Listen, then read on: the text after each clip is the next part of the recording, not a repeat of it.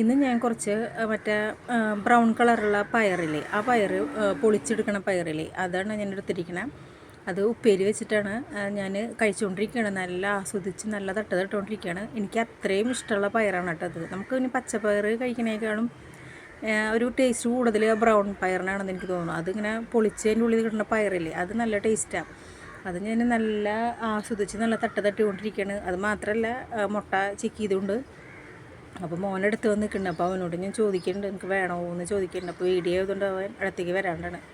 പക്ഷേ ഞാൻ അവനൊന്നും നോക്കണമൊന്നുമില്ല. ഞാൻ ചൂടുണ്ട്, പക്ഷെ ഞാൻ നല്ല തട്ടിക്കൊണ്ടിരിക്കുകയാണ്. അപ്പം ഞാനിതിൽ പ്രത്യേകിച്ചും നല്ല സവോളയും വെളുത്തുള്ളിയും ഇട്ടിട്ട് കുറച്ച് മഞ്ഞൾപ്പൊടി, പിന്നെ വറ്റൽമുളകാണ് ഇട്ടേക്കണം, കുത്തുമുളക്, അതിട്ടിട്ട് വഴറ്റിയിട്ട് അതിലേക്ക് നമ്മുടെ കുറച്ച് ഉപ്പിട്ടിട്ട് നമ്മുടെ പയറിലേക്ക് തട്ടി കൊടുക്കുക ചെയ്തത്. എന്നിട്ട് അത് ആവിമ വെള്ളം ഒഴിക്കാണ്ട് ആവിമ ഞാനത് വേവിച്ചെടുക്കുക ചെയ്തതിട്ട്. പിന്നെ ആ പാത്രത്തിലേക്ക് തന്നെയാണ് ഞാൻ ആ വറ്റൽമുളക് തന്നെ ഇട്ട് കൊടുത്ത് ഉപ്പിട്ടിട്ട് ചിക്കിയിട്ടുള്ള ആ മുട്ടയും കൂടിയിട്ട് ഇട്ട് നന്നായി ഇളക്കിയെടുക്കുക. അതിന് ശേഷം ഞാൻ ചോറ് വിളമ്പിയിട്ട് സത്യം പറയുകയാണെങ്കിൽ കഴിക്കുമ്പോൾ എനിക്ക് ഈ ചോറ് വിളമ്പോണ്ടിരിക്കുമ്പോൾ തന്നെ എനിക്കിത് കഴിക്കാനുള്ളൊരു ഇതിലിരിക്കണ്ടായിരുന്നേന്. എനിക്ക് അത്രയും ഇഷ്ടമാണ് ആ പയർ കറി. അത്രയും വല്ലപ്പോഴൊക്കെ നമ്മളത് ഇങ്ങനെ പൊളിക്കാനുള്ള മടി വേറെ ഉണ്ടല്ലോ.